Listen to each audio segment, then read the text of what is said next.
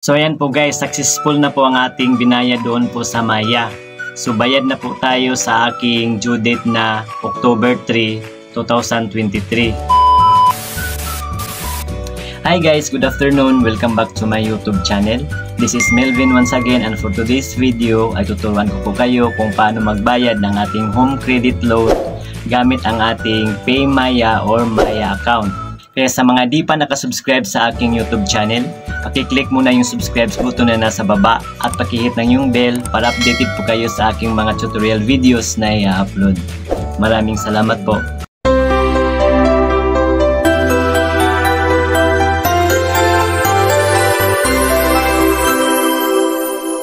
Bago po tayo magsisimula guys, bigyan muna natin ng pansin ang mga katanungan sa last kong tutorial video about home credit. Sa mga di pa nakapanood, nasa description area lang po ng video ito ang mga link. Pakiclick na lang po. So ito po yung mga katanungan guys. Magkano daw po yung inutang kong cellphone? Magkano daw po ang interest? Magkano daw po ang babayaran ko buwan-buwan? Ilang buwan ko raw babayaran? May service fee ba daw? Anong pizza raw ang due date?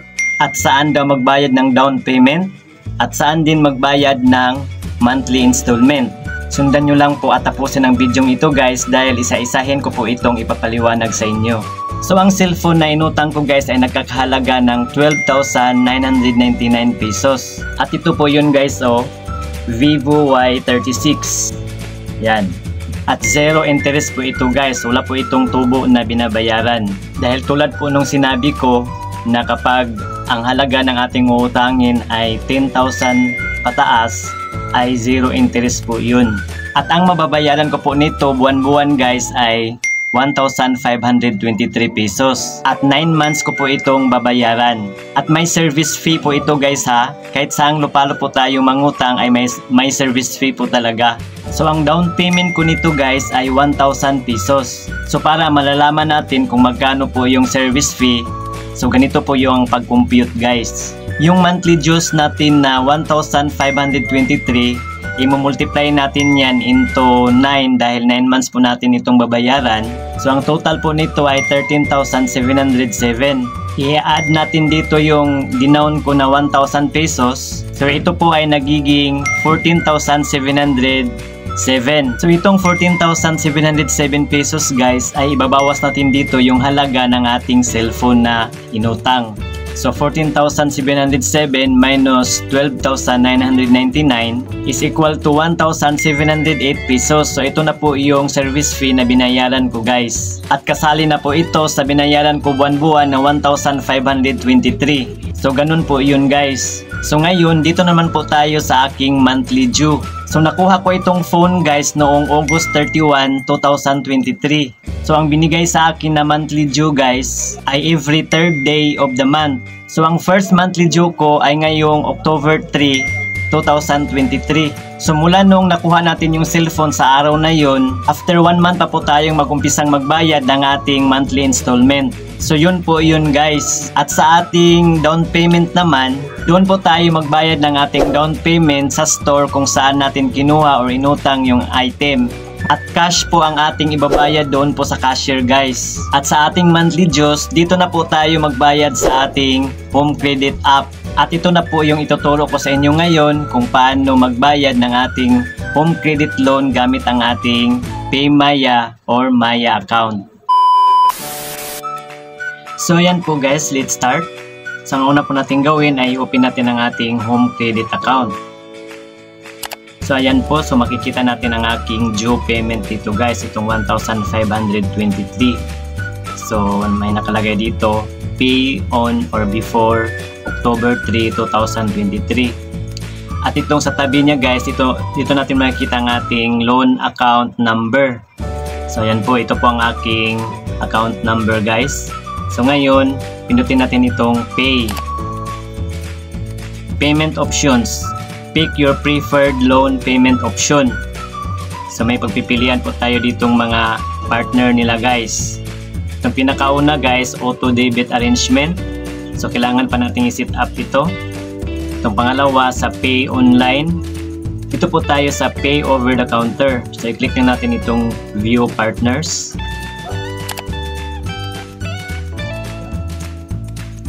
choose payment partner. So ito na po yung kanilang preferred partner stores guys. Itong PMaya or Maya, Shopee Pay, Palawan Express, UECC, at itong Touch Pay. So dahil PMaya yung content natin ngayon, click natin itong Maya. So yan po, processing fee 15 pesos. So ito na po yung instructions guys. Log in into your Maya app, click bills and choose loans. On the biller list, find and choose home credit. Enter the following loan details: account number, 10-digit loan account number, amount, phone number, name, and then itong panglima, then click continue to process payment. So ngayon guys, i-open na natin ang ating Maya account. I-exit muna natin yung home credit. So dito muna tayo sa Maya. Ayan po. So ayan po guys, nakalagin na po tayo sa aking Maya account. So ang susunod natin gawin ay pindutin itong bills. At hanapin natin dito sa biller categories yung loans. At i-click natin ito guys. So ayan po. So dito sa loans, scroll down natin guys. Hanapin natin yung home credit. So ito po, i-click lang natin ito. You are paying for home credit. So isulat po natin dito ang ating account number guys. So kailangan sa pagsulat ng ating account number guys, wala pong dash guys at walang space. Katapos ang amount. So 1523. Next ang ating active contact number. Next ang ating account name. Account name po natin sa guys sa home credit ang ilagay natin dito. Katapos niyan guys, i-click natin itong continue. So ito na po guys, confirm payment 1,533 pesos. So ito na, payment method, my wallet. So nandito na yung account number.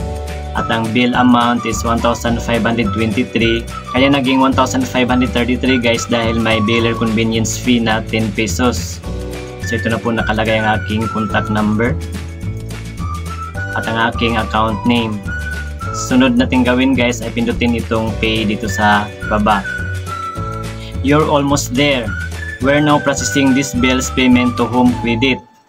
So ito na po guys. I-view natin itong receipt. Click natin itong view receipt guys. Kung ano ng status sa ating transaction.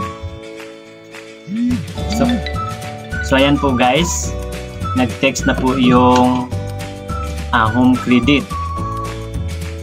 So processing pa po ang nakalagay dito guys. Actually guys, na credit na po ito sa ating home credit. So tingnan po natin ang ating home credit dashboard. Balikan po natin. So ayan po guys, successful na po ang ating binayad doon po sa Maya. So makita natin dito ang aking due date ay nagiging November 3 na po, 2023. So bayad na po tayo sa aking due date na October 3, 2023. So yun lang po guys, ganun lang po kadaling magbayad sa ating home credit loan using our PMaya or Maya account.